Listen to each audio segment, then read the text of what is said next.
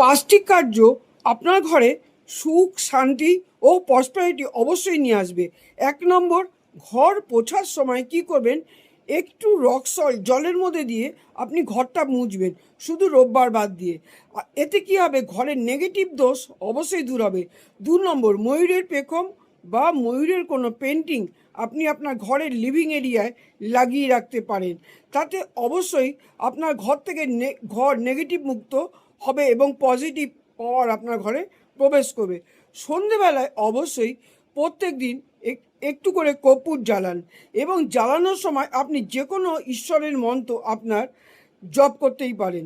4 নম্বর, মাসে পূর্ণিমার দিন বা সংক্রান্তির দিন আপনি দেবদারু গাছের পাতা বেজোড় সংখ্যায় লাগাতে পারেন। 7টা, 9টা, 11টা দেবদারু গাছের পাতা আপনি সুতোয় বেঁধে আপনার মেন দরজায় অবশ্যই লাগাতে পারেন। এতে আপনার ঘরে অর্থনৈতিক অবস্থা ভালো হবে, নজর দোষ দূর হবে।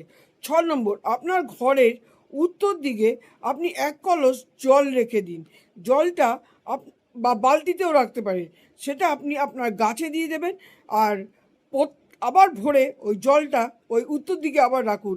এর ফলে আপনার ঘর ধন সম্পদ অর্থতে ভরে তো উঠবেই, এর ফলে কি হবে, নজর দোষ আপনার ঘরে লাগবে না।